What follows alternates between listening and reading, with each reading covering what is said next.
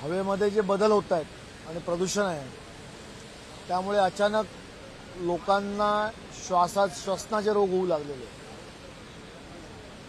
अचानकपणे त्यांचे पल्स वाढणे, कमी होणे, या अशा अनेक केसेस गेल्या अनेक दिवसांमध्ये उपनगरामध्ये झालेले आहेत.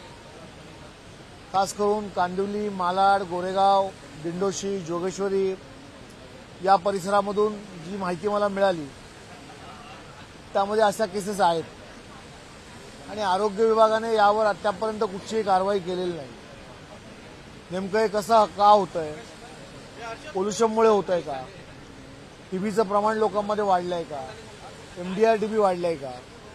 आणि टीबीसाठी जे उपचार सरकारकडनं केले जातात त्याच्यामध्ये MDR TB जर झाला खास करून किंवा टीबीचा एक विशेष प्रकार झाला तर माझ्या माहितीप्रमाणे मेरोपेन 1G नावाचं जे औषध आहे ते औषध महानगरपालिका किंवा सरकारी इस्पितळामध्ये उपलब्ध नाही.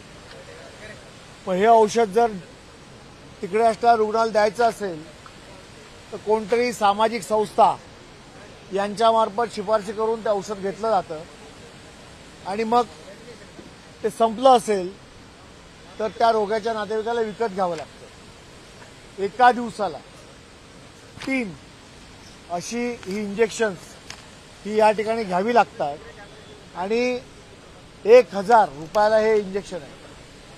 इंजेक्शन समजा प्रायव्हेटली घेतलं, रोगी घरी असला तरी महानगरपालिकेच्या इस्पितळामध्ये किंवा आरोग्य जे केंद्र आहेत तिथे देण्याची व्यवस्था नाही.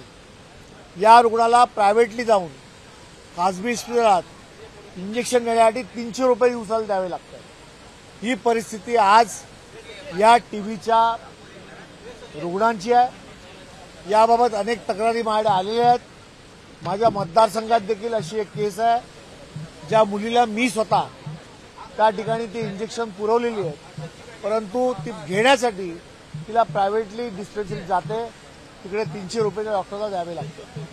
सरकारने या सगळ्या गोष्टीचा साधक बाधक विचार करून एकतर मेरोपेम नावाचं जे इंजेक्शन आहे ते महानगरपालिका, सरकारी इस्पितळं आणि आरोग्य केंद्र या ठिकाणी उपलब्ध करून द्यावेत आणि अशा रुग्णांना ही इंजेक्शनं मोफत देण्यासाठी सरकारने तात्काळ पावलं उचलावी अशी आपल्या माध्यमातून मी सरकारला विनंती करतोय.